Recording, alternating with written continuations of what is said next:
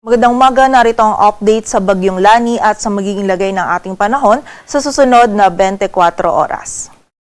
Kaninang alas 2 ng umaga, yung low pressure area na minomonitor natin sa kanluran ng Northern Luzon ay isa ng ganap na bagyo na may local name na Lani. Huli itong namataan sa layong 315 kilometers kanluran ng Sinait, Ilocos Sur at taglay nito yung lakas ng hangin na 45 kilometers per hour malapit sa sentro at bugso ng hangin na umaabot sa 55 kilometers per hour. Ito ay kumikilos pakanluran sa bilis na 15 kilometers per hour at palayo nga po yung pagkilos nito sa anumang bahagi ng ating kalupaan. Ngunit ngayong araw ay magdadala pa rin po ito ng mga pag-ulan sa malaking bahagi ng Northern Luzon. Samantala, ang southwest monsoon o habagat naman ay patuloy pa rin umiiral dito sa Central at Southern Luzon and magdadala pa rin ito ng maulap na halangitan at mga pag-ulan dito sa buong bahagi ng Central Luzon, maging sa area din ng Calabarzon at dito sa bahagi ng Metro Manila. And yung mga pag-ulan po na dala ni Bagyong Lani at also ng habagat ay posible pa rin pong magdulot ng mga hanggang sa malalakas na pag-ulan, kaya doble ingat pa rin para sa ating mga kababayan sa banta ng mga pagbaha at pagguho ng lupa.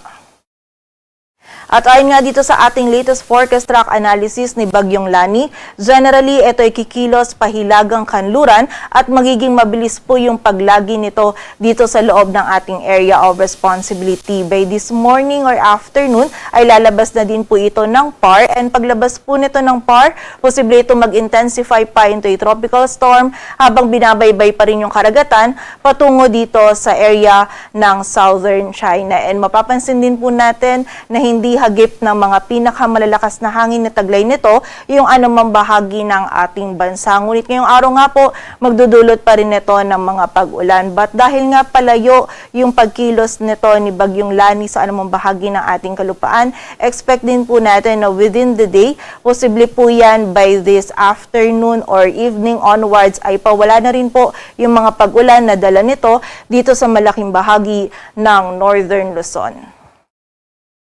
At dahil nga po hindi hagip ng mga pinakamalalakas na hangin na dala ni Bagyong Lani yung anumang bahagi ng ating bansa, ay wala po tayong nakataas na wind signal sa anumang bahagi ng ating kalupaan. Ngunit posible pa rin po yung bugso ng mga malalakas na hangin sa area ng Ilocos Region, maging sa bahagi din ng Cagayan at Isabela. At para naman po sa mga pag-ulan, ngayong araw posible pa rin yung mga malalakas na pag-ulan, 50 to 100 millimeters of rainfall dito sa Pangasinan. Dulot po ito ni Bagyong Lani at 50 to 100 millimeters of rainfall din dito sa area ng Zambales. Dulot naman ng habagat. Kaya pag-iingat pa rin sa ating mga kababayan dyan at makipag-ugnayan pa rin po tayo sa ating mga LGU para sa mga aksyon na kailangan natin gawin para sa ating kaligtasan. At para naman sa lagay ng dagat baybayin ng ating bansa, wala po tayong nakataas na gale warning. Ngunit iba yung pag-iingat pa rin para sa mga kababayan natin na maglalayag dito sa may western seaboards ng Northern Luzon sapagkat magiging maalon po or katamtaman hanggang sa maalon po yung lagay ng ating karagatan.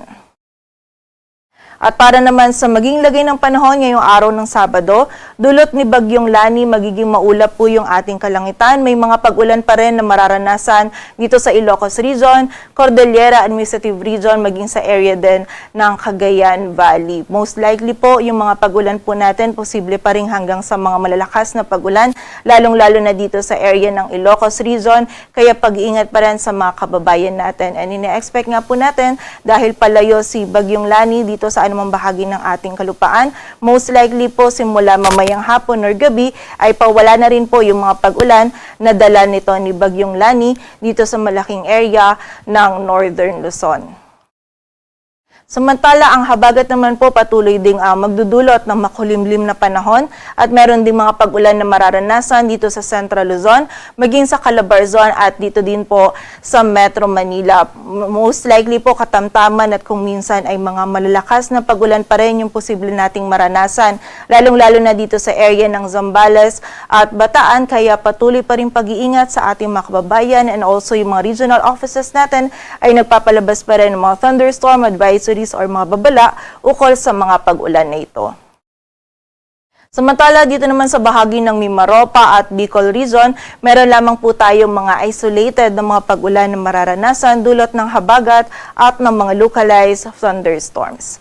Agwat ng temperatura dito sa Metro Manila ay mula 25 to 30 degrees Celsius.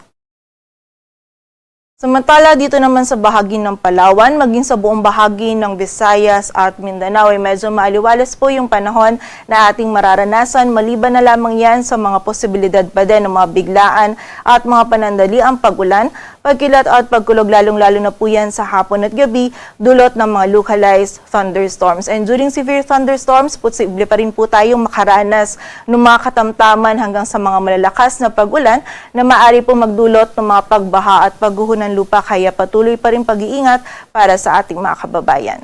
Agwat ng temperatura sa Cebu ay mula 26 to 31 degrees Celsius at sa Davao naman ay 25 to 32 degrees Celsius. Dito sa Metro Manila, ang araw ay sisikat mamayang 5:44 ng umaga at lulubog mamayang 6:04 ng hapon.